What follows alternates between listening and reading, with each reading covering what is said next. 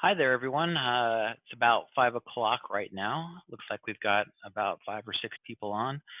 I thought I'd get started here in a couple of minutes, probably 5 minutes or so, just to let some people jump on. We've got about half an hour of the Zoom meeting. So just thought I'd let you guys introduce yourselves and see if you have any questions to start off. Who do we have here so far? My name is Bob Sadai. Hey, Bob, how are you? Great. Yourself? Awesome. Looking forward to the meeting. Great. My name is Angelica Valverde. Hi, Angelica. How are you? I'm doing pretty good, thank you. Excellent. This is Nico. Hey, Nico, how's it going? All right, thanks. And Chris, Hey, Chris, what's happening? not much.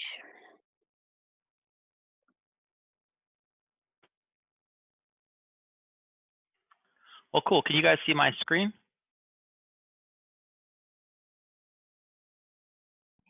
Yes. Yes. Great.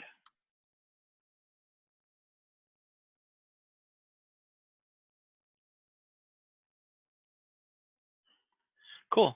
Well, I thought we used to do the meetups in the WeWork space, but WeWork's going through some turbulent times, as I'm sure you all have heard, and they stopped really doing outside meetups, I think, in their space. I figured it'd probably be easier for people anyway to have a virtual kind of meeting, and then we can go through the PowerPoint for about 5 or 10 minutes. It's not very long. Just go over some of the best practices for short-term rentals. And then if you guys have questions, we'll just do a Q&A session for the next 10, 15 minutes or so. I don't anticipate this will probably take much longer than half an hour to go through everything. But if there is more time or you guys feel like you need anything, you can always take it offline. The only trick with Zoom meetings is if you have more than 2 people on their free session, they only give you 40 minutes to do your meeting before it shuts everything down. So if for some reason it shuts down unexpectedly, you'll know that we're over our 40-minute time limit. If we go over this time, I'll probably end up just purchasing the paid version of Zoom, which allows you to have, I think, unlimited people or up to 100 or something like that. So it'll allow for much longer meetings. And I wanted to go through some of the best practices today, but I also like to get some of your guys' feedback on what you like to see for future meetups. We usually do one about every month and a half to 2 months or so, and just go over what's going on in the short-term rental game and how people are being able to utilize their properties or their rooms and be able to maximize their profits. So before we got started here, do you guys have any questions about anything? No? Cool. Well, if you need to put anything anytime, you can feel free to use the chat button on Zoom, and you can type into that, and I'll see it and be able to respond to it as well. But I think I'll go ahead and get started here, and then once we're finished with this, we can kind of go through everything. If you guys have any questions along the way, feel free to let me know in the chat section, and I'll try to answer questions as we go. But I don't think it'll take much longer than 10, 15 minutes to get through this. Okay. So let me start up here.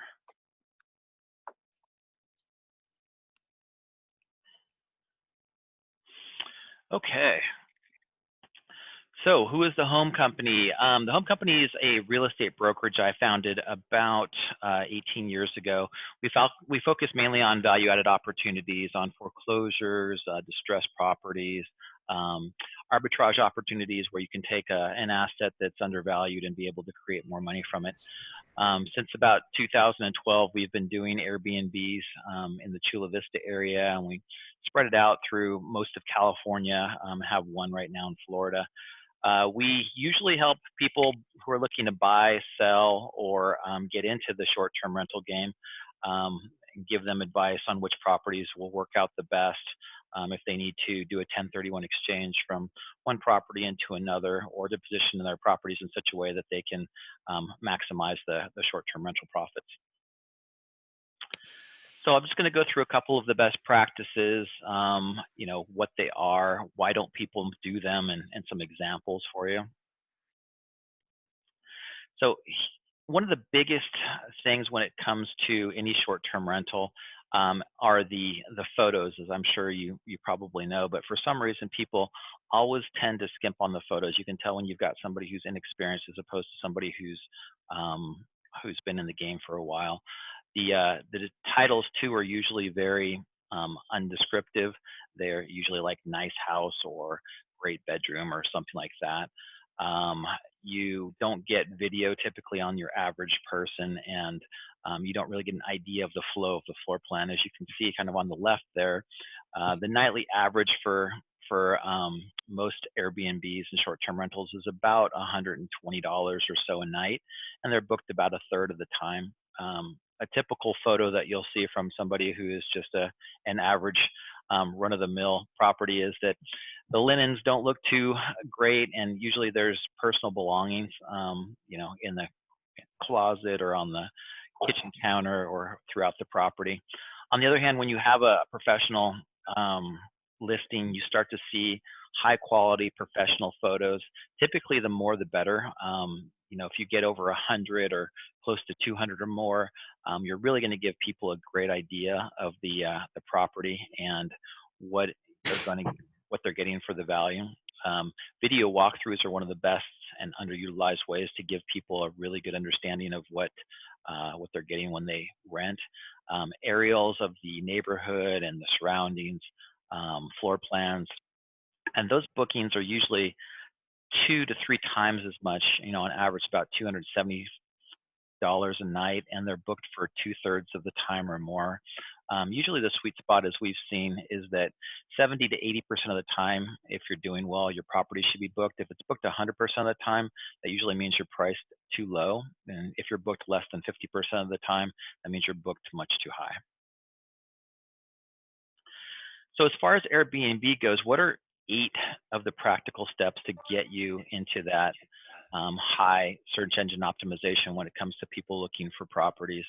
The biggest thing that people want is instant book. That allows them to book instantaneously, like they would on travel sites like Expedia, Orbitz, Hotwire. You push the button, you're confirmed. Some bookings they will ask to be verified or reviewed before they allow you to book, and those typically show up a lot lower in the search engine. What you really want to do when it comes to Airbnb is show up on that first page, just like you do with Google, and so people will click on you more and you'll get more reservations. Being priced competitively, obviously if you're priced at $50 a night, you're going to get a lot more reservations than if you're priced at $500 a night, so finding that sweet spot. Accepting more bookings. If people request to book and you deny them, you start to go down in the search engine optimization. If you accept more bookings, then obviously show up higher. All of these services are based on the fact that they're taking that split in the middle, so they're usually getting somewhere between 15 and 20% of the booking. The descriptions, you don't want to write very bland, vanilla descriptions. You want to go into as much detail as you possibly can. The titles are extremely important. Most people who have been doing this for a while name their properties or have a brand. The higher quality photos, obviously, like we talked about. Reviews are a huge thing, and that's how you're going to get into the higher search engine, is to get the 5-star reviews, the 4 to 5-star reviews, and have them as high as possible. People that have 5 or 4.9 or 4.8 are going to show up much more than the people that have 3.5-star reviews. And then cancellations. A lot of times when it comes to cancellations, you'll lose your superhost status immediately, or you'll also be penalized in those search engine. So here's a property that we have listed right now in North Park. You can see is opposed to some of the properties that are out there, we always have a really nice photo rendering put together, an eye-catching cover photo that's going to have people click through to it. And we also include 3D and 2D floor plans of the property so that people really understand what it is they're getting, how the property is laid out, what it's going to look like, what it's going to feel like. And then they obviously have a tendency to book that property a lot more, and you get a lot higher reviews because of it. So what happens if you need some help when it comes to hosting Airbnbs? Where do you go? There's a ton of services now. Some of the ones that we like to use, Laptop Landlord is a great site. You can go to there, and there's a lot of other tips and tricks on how to become a really great host. There's LearnBnB, which is similar, a lot of tips and tricks, blogs to get you from starter to really experienced host.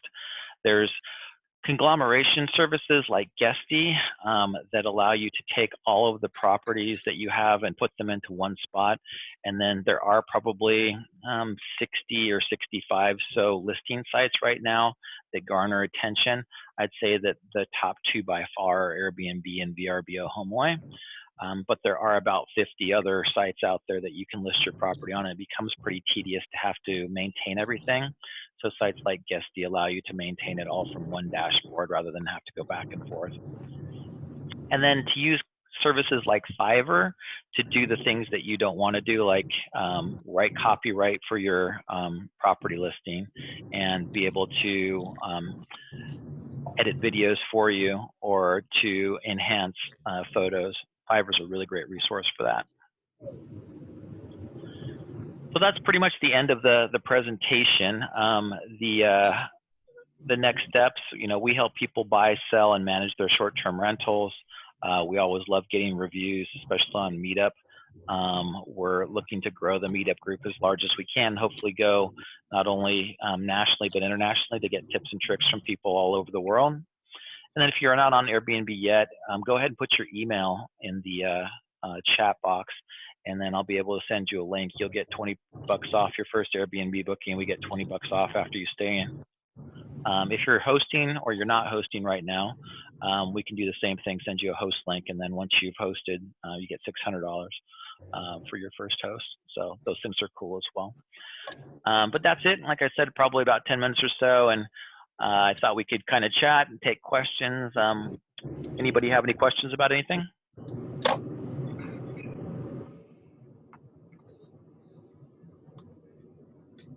So, Christian, I have a question. Sure. So your service is basically helping us with what? I'm sorry. I want to make sure I understand exactly what your service is that you provide. We're a real estate brokerage. We buy, sell, and manage properties for people. Gotcha. Okay. Yeah. So do you currently own an Airbnb? I don't. No, I'm new to the Okay. game. Well, great. Have you been looking at anything, or do you currently, where do you live right now? Orange County. Orange County. Perfect. And do you have a house? Do you rent a house, or what does it look like? Yes, I rent a house. You rent a house? Okay. Do you have extra room? Any extra rooms in the house, or do you leave and Well, I'm actually planning on purchasing a property to be able to do Airbnb. Okay. What I always recommend when you first get started is to just list your property, whichever property you have. If you rent a property, it's usually not a big deal. You can just go ahead and go on there, list your property, take the photos, do everything that you need to. You can publish it or you don't need to publish it, but it'll give you the experience of going through and getting it all up and running. You can set up your calendar so that if you don't want to have your property available, you don't have to. If you leave and go on vacation, you want to open it up for a weekend or a week or a month or however long you're gone, you can do that. But that's usually the best way to get started. You don't need to go out and buy a property just to make it into an Airbnb. Start with what you've got right now. Okay, thanks. Sure. Hi, Christian. Hi there. This is Austin. I actually wanted to ask you if you know about the trends. I know San Diego area, they had a big issue with Airbnb. And, I saw a lot of people trying to vote to keep Airbnb in San Diego area. Where are we going with that? As far as the laws go, Exactly. okay. Yeah. So every municipality is going to be a little bit different. The city of San Diego tried to pass an ordinance, a law about 9 months ago now, where you had to live in your house for at least half of the year, and you could only rent a primary residence as a short-term rental. That quickly got challenged in court. and got overturned. But each municipality is going to be different in how they treat short-term rentals. So what you really want to do, and Airbnb has got this on their website, is you can go in and you can type in your property address, and you can usually get where your municipality has, if they have any ordinances that are for or against short-term rentals. So that's going to be where you want to check. Each city can do whatever it is that they want to do based on the vote, which happens, it's going to come up in this November. But if you live in a place that has HOA or something similar, then there's also going to be covenants, conditions, and restrictions that you need to check on that may or may not allow. They'll call them short-term, under 30-day rentals, sometimes called transient rentals or hotel-type rentals. There are a lot more HOAs that are passing rules against them for whatever reason. It really is a bummer because it really holds down property values, and it really stymies private property rights. I think at some point, if they're challenged, the courts would throw that out, because anybody should be allowed to do whatever they want to do with their home when it comes to rentals. That's right. But, Yeah. right now it's one of those things where unless you want to have a lawyer challenge it, you're pretty much at the mercy of the HOA, because they'll fine you, and people don't like to pay, $500, $1,000, $1,500 fines just for putting their property onto a short-term rental service. So that's my best advice, is if you can, there's plenty of places that are very pro short-term rentals, especially in San Diego. All of the unincorporated areas of San Diego, like Bonita and Alpine, Santee, Valley Center, Bonsall. But then some of the cities as well, Chula Vista, La Mesa, El Cajon, parts of Oceanside. There's going to be lots of places that you can go and not have to worry about anybody fining you or trying to take away your private property rights. But you have to be careful, especially along the coast.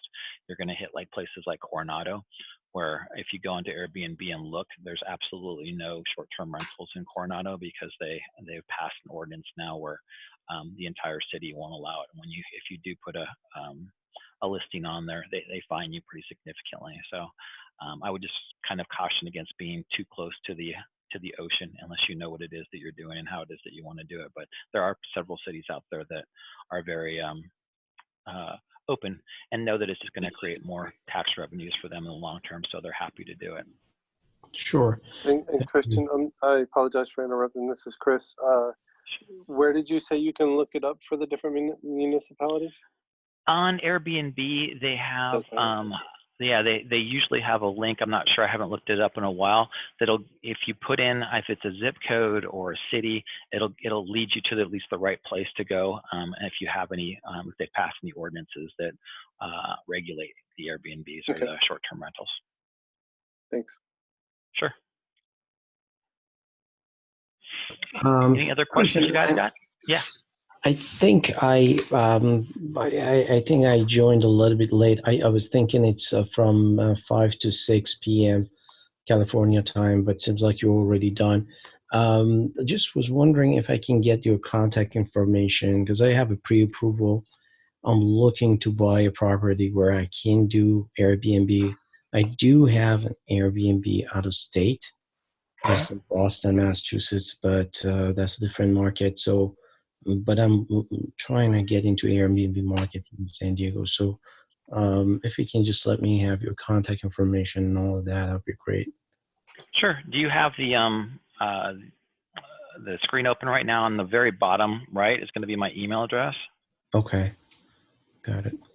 And if you'd like to, you can feel free to shoot me an email. Anybody can. It's kpeter@the-hm as in home, co as in company.com. I guess I got your email here. Sorry. Okay. So Christian, out of curiosity, I'm sorry, I thought you were done. Go ahead. No, you're fine. Go ahead. Cool. Christian, it's Chris. What do you guys look for as far as, besides competitors in the area, but price point?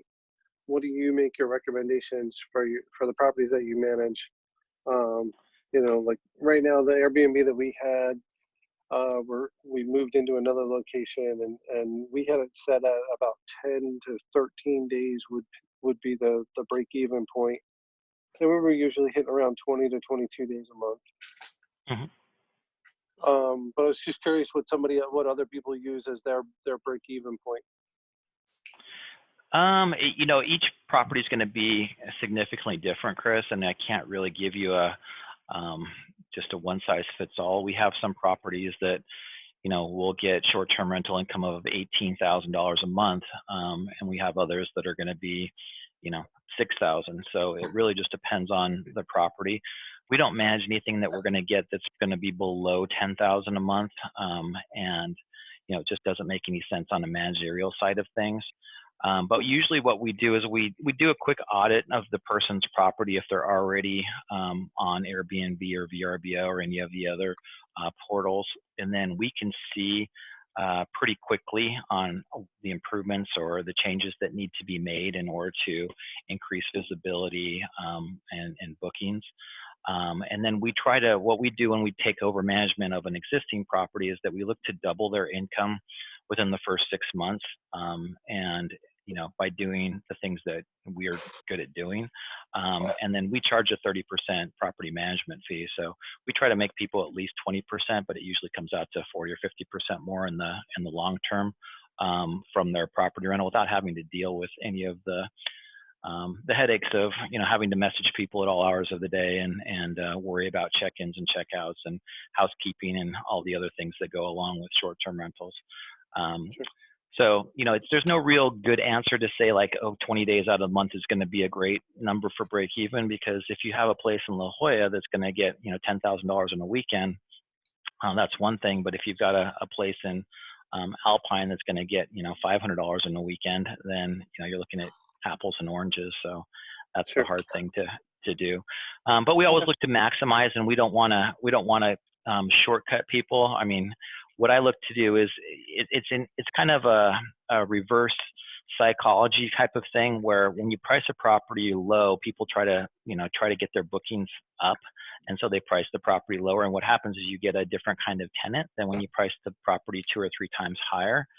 You're not going to get as many bookings, but you're going to get people that are a different caliber, and they usually are going to be not as picky and not as and also to take better care of the property than people that are just looking for the cheapest thing they possibly can. So if you've got a property that you're getting right now that's $150 a night, you might want to try to do, you know, $300 or $350 a night, especially for some of the things that are coming up in San Diego or Southern California. I mean, July in San Diego is by far the biggest month out of the year, and we usually double or 2.5 times our prices in the month of July, especially with Comic-Con.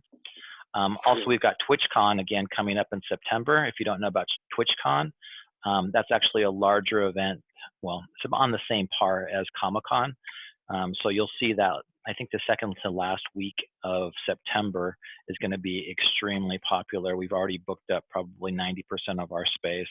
And we got 2 to 3 times normal rents just for that week in September. So there are all those occasions that you have to take into account too, where you can get, you know, much improved nightly rents than you could, you know, throughout the rest of the year, like January, February, which are right now the slow times. I'm with you. Okay, perfect. Anybody else have questions? I saw somebody put something on arbitrage on the chat line there. Yeah. So what you want to look at when it comes to rentals is that you just want to make sure that you're getting a rental in a great area where you have the ability to lease the property with an option, where you can continuously rent the property for at least 3 to 5 years. You also too typically want to get an option to purchase the property, because after you're done with your short-term renting, if you've done a great job with your hosting, you'll find that the property is worth a lot more than it was when you initially got it. And so it becomes kind of frustrating when you go in and you improve somebody's property to the point where they can sell it for, you know, 1.5 to 2 times probably what they could have when they rented it to you. And then at the end of that time, they want to take their property back and sell it for that price. And to give you an idea, when we are renting people's properties for short term, the last one we did was in North Park, and the sales values were about 725 was the typical sales comparable for the neighborhood. We ended up selling it for 975. So I mean, it was a $250,000 difference because it came with the Airbnb short-term rental income, and it was about $11,000 a month. And so it was a much more easy sale and a much easier property to deal with than it was to sell, a house that somebody's going to move into. You deal with an investor that wants to come in and buy the property. So that's one way of arbitrage. The other way is if you want to go and rent a property in, Oceanside for $5,000 a month, you just need to look at what the short-term rental value is going to be. If you can get $10,000, $12,000, $15,000 in short-term rental income on any given month, and you're going to have the summertime where you're going to probably double that, it's going to be a great value. You're going to have additional costs when it comes to the rental. You have utilities, you have incidentals, you have paper goods and everything else that goes with it. But by the time that your lease and incidentals are up, you're probably spending $6,500. So you're looking at a break even of around $7,000 or so. And if you're getting $10,000, and you've got a business that's making $3,000 a month. So that's kind of the arbitrage that we look at.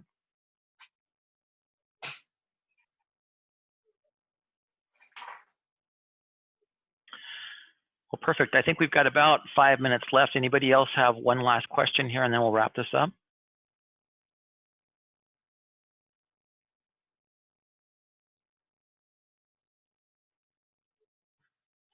All right, fine. I mean, I think we've got a decent amount of time out of this. I hope that everybody found a little bit of value. Okay, another question about real estate attorneys and financing. I'll go into those last two things, and then I've got about 3 minutes before I think this will probably shut off.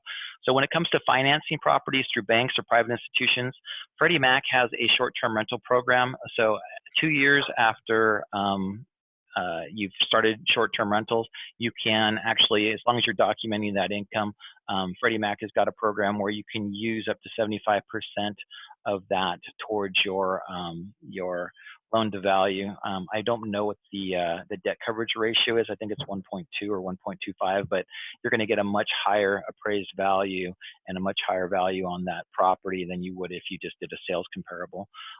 There are some, as Airbnbs become more and more prevalent, there are other additional lenders too that are renting or that are making their loans based on that income approach rather than the sales comparable approach. And as long as you're getting the income that's 2 or 3 times higher the typical rent in the neighborhood, then your property is going to be worth 2 to 3 times more. So it's not gonna pencil out for your average appraiser, but when you come in on the income approach, you can usually get a much higher value to the property, kind of like I was speaking of. You take a $725,000 sales comparable and you turn it into a $975,000 sale because of the income. As far as real estate attorneys go, the people that we use are Green and Green. They're in Chula Vista, father, son. There's also a lot of other real estate attorneys. If it's some general question with regards to LLCs or trusts or that kind of thing, I always recommend LegalZoom. LegalZoom is going to be the best bang for your buck. You're going to get a tremendous amount of value there for very little. A couple $100 will get you an LLC, or you can get a trust documents or whatever else you need on LegalZoom. So with that, I'll just wrap it up. And again, I hope everybody got some value out of this. I am recording it. I'll put it on to our Meetup site and probably on our Facebook page as well. If you guys have any questions, feel free to email me. And if you are looking to either sell a property or buy a property, or you've got some questions when it comes to short-term rentals, feel free to email me and I'll get back to everybody as quickly as I can.